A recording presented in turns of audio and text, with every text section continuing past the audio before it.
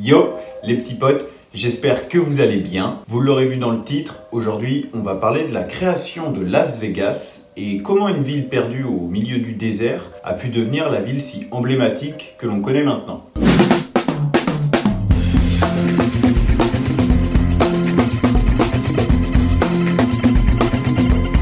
Bon, tout commence en 1829 où l'explorateur Antonio Armiro cherche à trouver une route entre le Nouveau-Mexique et Los Angeles.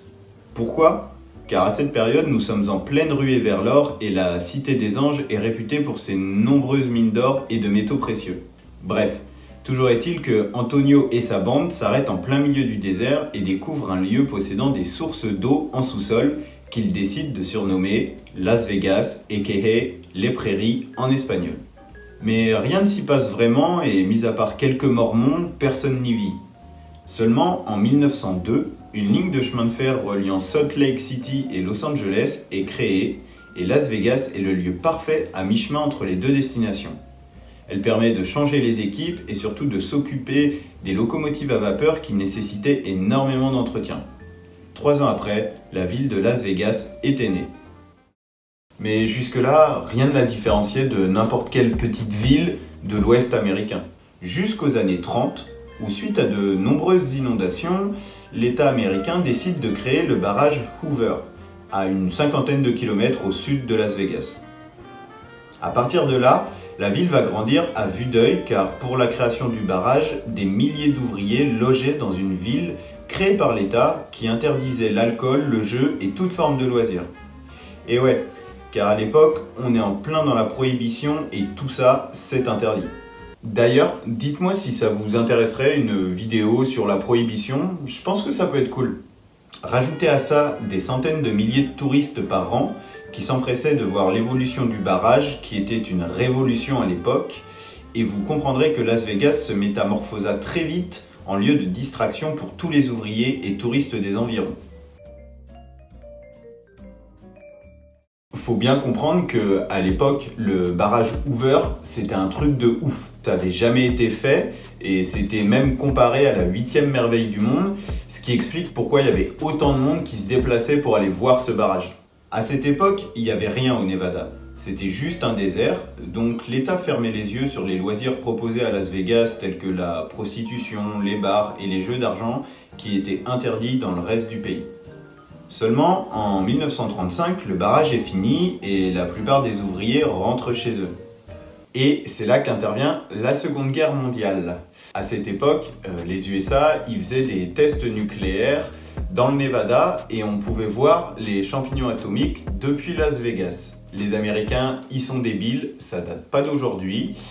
Et pour preuve, ils venaient à Las Vegas pour se faire prendre en photo devant les champignons atomiques. Ce qui a permis à la ville de se développer encore plus.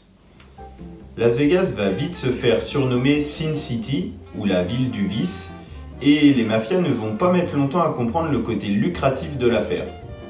Jusqu'aux années 70, la mafia va contrôler plus de 90% des hôtels et casinos de la ville. Leur intérêt était simple, puisqu'il ne circule que de l'argent liquide, il était très facile de piocher dans les caisses sans ne laisser aucune trace. Mais à cette époque, Sin City ne ressemblait pas à ce que l'on connaît actuellement et se composait de petits hôtels et casinos très luxueux où on pouvait boire un verre avec des stars telles que Elvis Presley et Frank Sinatra. À partir des années 90, après que la police soit intervenue, la plupart des casinos au passé mafieux sont détruits et des investisseurs comme Steve Wynn vont commencer à construire le Las Vegas que nous connaissons. Le truc, c'est que les investisseurs, ils ont bien compris que les gens adoraient cette ville où on pouvait faire à peu près tout ce qu'on voulait. Du coup, ils vont développer le système d'hôtels casino à thème pour distraire autant les familles avec des spectacles, etc., que les gens qui sont venus là pour faire la fête. Tout d'abord avec le Mirage, puis s'en suivra un nouvel hôtel casino tous les ans, tous plus grands et luxueux les uns que les autres. Le Bellagio, le Paris, le Luxor, le New York. En gros, depuis 20 ans, Las Vegas est devenue une ville beaucoup plus familiale où les gens peuvent aller voir des concerts et des spectacles, mais elle reste aussi une ville où l'on peut se défoncer la gueule pour un enterrement de vie de garçon.